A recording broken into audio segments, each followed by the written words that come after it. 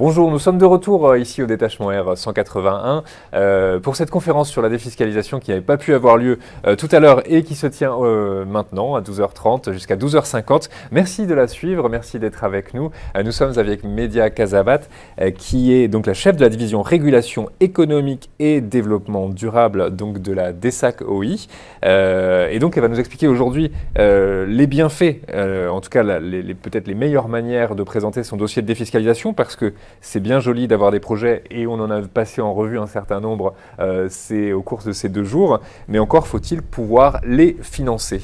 Merci Guillaume de m'accueillir à nouveau donc, pour cette 2e session. Aujourd'hui, effectivement, je vais vous présenter un outil qui va pouvoir aider donc, tous les porteurs de projets que vous avez rencontrés durant ces 2 jours.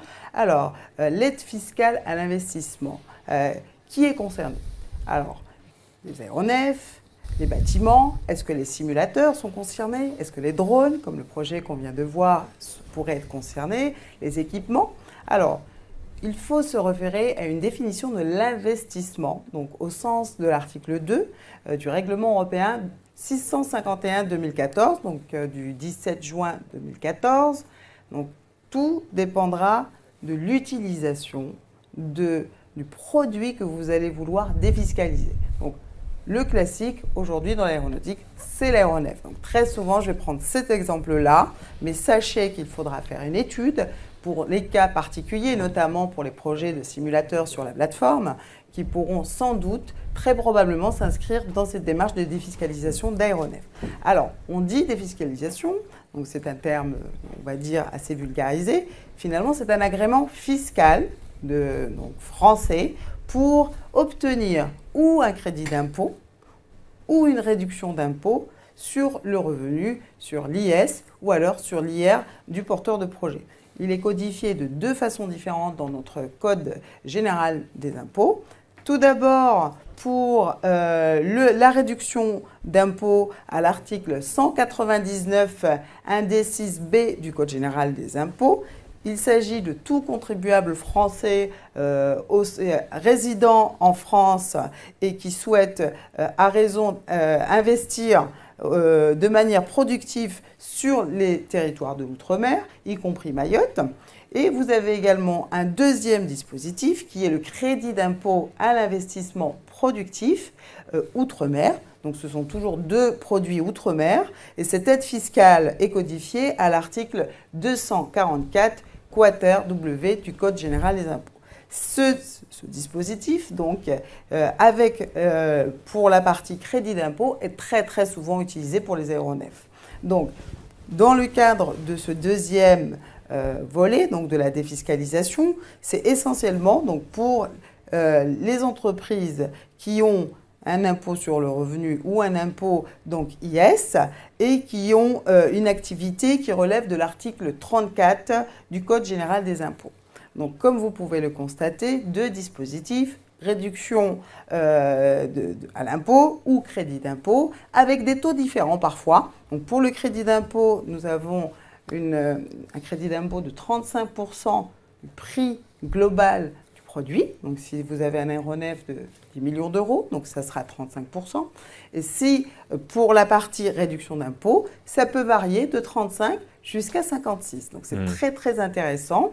Donc, aujourd'hui, les seuils qui sont traités à La Réunion, c'est à partir du moment où l'investissement global est inférieur à 5 millions d'euros, l'instruction se fait localement. À partir du moment où on est supérieur, c'est Bercy, bien sûr, qui instruira votre dossier. Et alors, la question qu'on peut se poser, c'est justement comment bien présenter ce dossier. Exactement. Alors, on est là pour ça aujourd'hui. Les bénéfices, c'est d'abord comment présenter son dossier et constituer un argumentaire. Parce qu'il est très important d'expliciter cette demande, tout simplement parce qu'en Outre-mer, nous avons des spécificités. Et c'est pour ça que ces 2 dispositifs ont été créés. La première chose, il va falloir justifier de cette aide, tout simplement en expliquant qu'il y a nécessité de compenser le surcoût lié à notre activité. Le fait de choisir un appareil et de demander une défiscalisation ou donc, tout autre instrument de production en Outre-mer, c'est pour pouvoir tout d'abord compenser le surcoût total de l'exploitation par rapport à des conditions européennes. Dans quel domaine? Tout simplement le prix du carburant, qui est beaucoup plus cher, notamment à La Réunion, le prix de la maintenance, des pièces de rechange. Vous avez également toutes les aides, les immobilisations. Quand vous avez un appareil qui est au sol ici, finalement, pour le réparer, ça prendra beaucoup plus de temps et donc vous allez avoir une perte à ce sujet. Et vous avez donc tout le fait d'avoir votre exploitation avec un positionnement géographique en outre-mer va vous permettre de demander et de justifier cet avantage fiscal, finalement, à travers cet argumentaire de compensation des coûts. Donc ça, c'est vraiment la première chose sur laquelle il faut mettre l'accent lors de la constitution de votre dossier.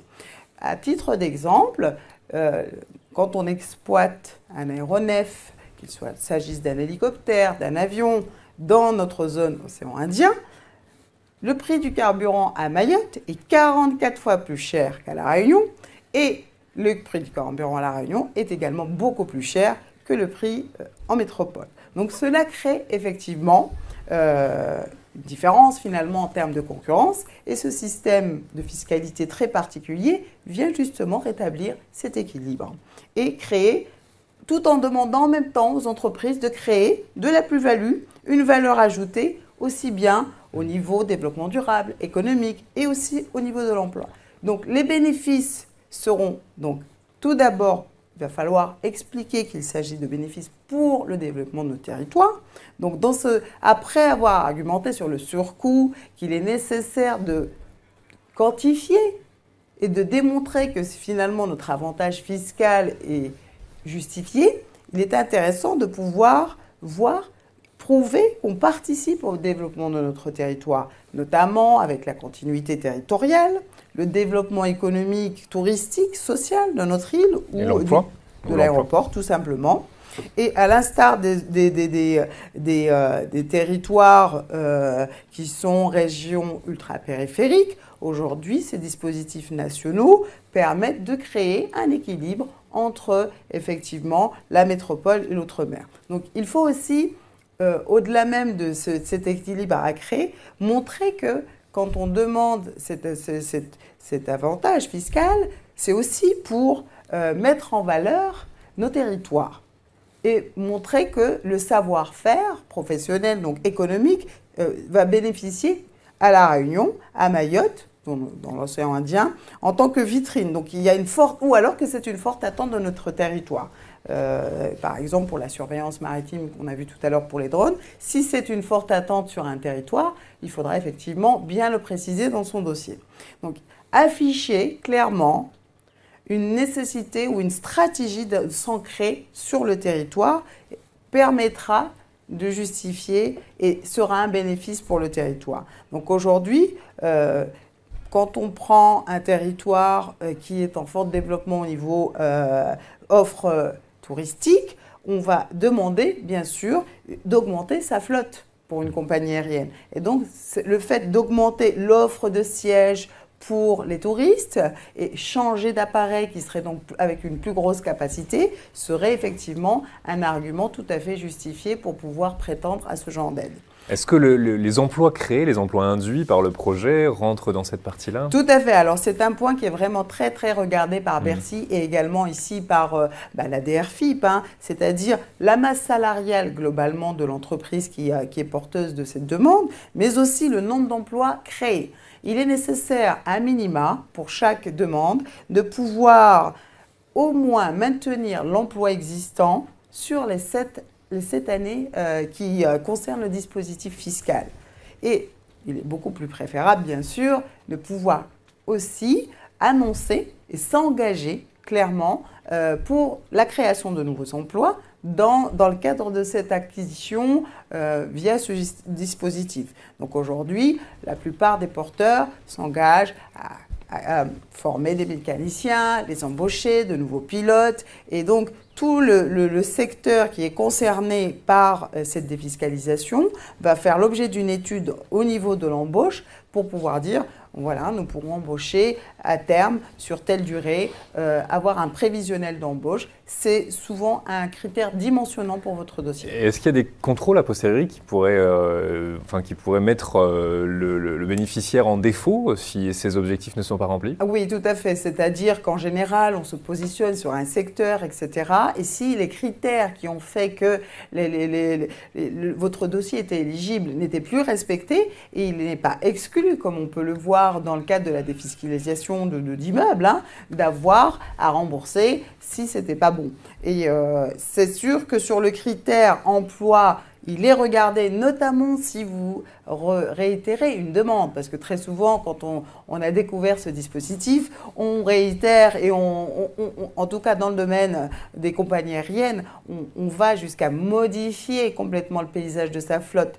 L'intérêt, c'est aussi de présenter une flotte qui soit efficace, adaptée. Donc la pertinence du choix de la flotte que vous allez faire, il faudra aussi le justifier. Et si effectivement la flotte était utilisée pour pouvoir faire des vols complètement différents de ce que vous aviez prévu, il est possible que votre défiscalisation puisse être remise en question. Donc il est vraiment nécessaire d'avoir bien stabilisé sa stratégie de développement dans le domaine pour être certain des critères qui seront retenus. Ce qui est intéressant aussi, c'est de mettre en valeur les critères environnementaux, puisqu'il y a un bénéfice quand vous renouvelez une flotte d'appareils, notamment pour le tourisme à l'île de la Réunion à travers les hélicoptères. Vous avez déjà à conjuguer le développement de ce tourisme avec des attentes écologiques au niveau des nuisances sonores, et le choix de motorisation qui soit peu bruyante ou qui produisent des réductions en termes d'émissions carbonées, c'est quelque chose qui est demandé et qui sera très regardé dans votre dossier. Il n'y a pas de nouvelles obligations créées par la loi climat, par exemple, en termes de défiscalisation? Alors effectivement, on n'a pas encore eu à la DESAC Océan Indien à statuer, à regarder sur ce critère de loi climat, mais il est fort probable effectivement qu'on aille beaucoup plus loin au niveau environnement, sans doute avec des engagements de compensation d'émissions carbone de par les opérateurs qui feront la demande d'optimisation fiscale sur leurs appareils ou sur le bâtiment. Et il est effectivement, ce sera sans doute un des points clés de la décarbonisation de notre transport aérien. Et enfin, un critère peut-être juste à ne pas oublier, c'est que après avoir fait votre argumentaire, il est nécessaire aussi de montrer qu'au niveau technique, même si vous changiez de stratégie, que vous preniez de nouveaux appareils, vous avez aussi la capacité à opérer avec l'outil d'investissement. Donc il est nécessaire de pouvoir justifier de votre capacité à opérer. Si effectivement vous aviez déjà toutes les compétences techniques et administratives, bien sûr votre dossier technique sera étudié de manière un peu plus facilitée. Très bien. Il y a un point que vous n'avez pas abordé qui moi m'intéresse, c'est comment est-ce que la concurrence est prise en compte. Et quand je dis concurrence, c'est-à-dire l'éventuelle distorsion de concurrence qu'un avantage fiscal peut créer. Est-ce que c'est quelque chose qui rentre dans les critères d'analyse? Alors, du fait que la concurrence, elle est traitée d'une manière assez administrative finalement, tout dépend de votre siège social. Si vous êtes basé sur un territoire ultramarin, ça fait partie des critères. Donc aujourd'hui, ce qui rend éligible une entreprise, c'est d'être basé à La Réunion, c'est d'être basé à Mayotte, c'est d'être basé en Guyane, Martinique, Guadeloupe. Et c'est ce qui permettra à ces entreprises de bénéficier directement et bien sûr d'exploiter sur ces zones-là. Donc une compagnie basée en métropole qui opère sur un territoire ultramarin n'est pas éligible concrètement. Tout à fait, elle est obligée d'avoir ses intérêts économiques sur le territoire concerné. Très bien. Écoutez, merci beaucoup. Il y avait d'autres choses que vous souhaitiez ajouter pour préciser? J'incite donc tous les porteurs de projets à s'intéresser à identifier ce type de financement, ces sources de financement, et de s'adresser bien sûr à la DGAC si nécessaire pour pouvoir vous accompagner bien sûr dans ce type de projet. Très bien, mais écoutez, merci beaucoup Mélia Merci. Casabat pour toutes ces précisions.